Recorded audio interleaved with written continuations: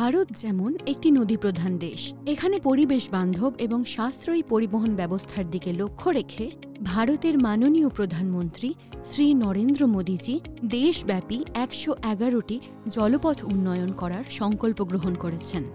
গত কয়েক বছরের কঠোর পরিশ্রমের ফলে এই জলপথগুলির উন্নয়ন হয়েছে, যার ফলে যাত্রী এবং মাল পরিবহনে ক্রমাগত বৃদ্ধি ঘটেছে এবং জলপথ পরিবহন নতুন দিশা পেয়েছে। आज पश्चिम बंगाल में मल्टी मॉडल टर्मिनल, यूपी और बिहार में फ्लोटिंग जेटी, असम में maritime skill centre, ship repair centre, terminal connectivity project, ऐसे 1000 करोड़ रुपए से अधिक के प्रोजेक्ट का भी शिलान्यास और लोकार्पण हुआ है। ভারতের মাননীয় প্রধানমন্ত্রী শ্রী নরেন্দ্র মোদীজির দক্ষ নেতৃত্বে গত 10 বছরে জাতীয় জলপথের সংখ্যা 5 থেকে বেড়ে 111 হয়েছে। জলপথের বার্ষিক বাজেট 182.61 কোটি থেকে বেড়ে 1086 কোটি হয়ে গেছে। মাল্টি মডেল টার্মিনালের সংখ্যা 1 থেকে বেড়ে 4 হয়েছে এবং কমিউনিটি জেটির সংখ্যা 30 থেকে বেড়ে 70 হয়েছে, যার ফলস্বরূপ জলপথ পরিবহনে গত দশকে প্রতি বছর গড়ে 22.1% বার্ষিক বৃদ্ধি ঘটেছে।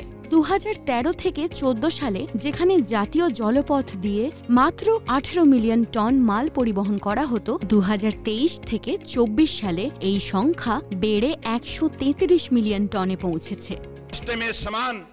आने के लिए अगर कोई सबसे बड़ा उत्तम सुविधा दे सकता है वो जलमार्ग ही दे सकता है। ट्रक में हो या ट्रेन में हो, 1 केजी का भाव जितना बढ़ता है उससे आधा से कम होता है जलमार्ग में, यानी कि कम पैसे में आप अपने उत्पादित सामग्री को जहां भी आप चाहे वहां भेज सकते हैं और वहां उसी बाजार में आपको सही भाव मिलके आपका अर्थव्यवस्था मजबूत बनाने का काम ये जलमार्ग कर सकता है।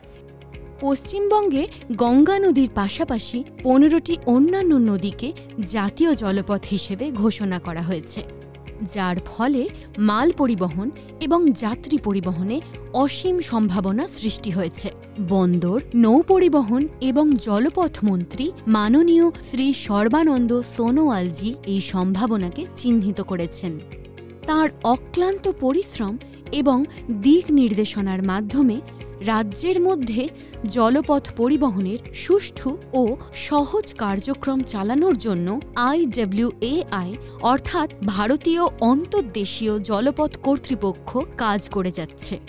রাজ্যের জলপথ পরিবহনের উন্নতির জন্য বন্দর, নৌ পরিবহন ও জলপথ রাজ্যমন্ত্রী মাননীয় শ্রী শান্তনু ঠাকুরজি অবিচ্ছিন্নভাবে কাজ করে যাচ্ছেন। গত কয়েক বছরে দেশের জলপথের উন্নতির জন্য অনেক উন্নয়নমূলক কাজ করা হয়েছে, যার মধ্যে পশ্চিমবঙ্গও অন্তর্ভুক্ত। এর মধ্যে প্রধানত ফারাক্কায় নতুন লক গেটের নির্মাণ এবং হলদিয়ায় নতুন মাল্টি মডেল টার্মিনালের নির্মাণ হয়েছে, যা প্রতিবেশী দেশ বাংলাদেশ থেকে বাণিজ্যিক বৃদ্ধির দিকে গুরুত্বপূর্ণ ভূমিকা রেখেছে। ফারাক্কায় পুরনো লক গেটের পুনর্নির্মাণও প্রক্রিয়াধীন।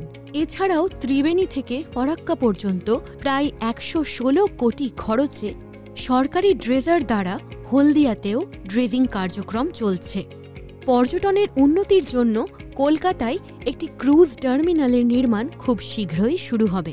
বালাগড়ে শ্যামাপ্রসাদ মুখার্জি পোর্টে ইন্টারমোডাল টার্মিনাল নির্মাণের জন্য IWAI 100 কোটি বরাদ্দ করেছে। ইনল্যান্ড ওয়াটারওয়েজের মাধ্যমে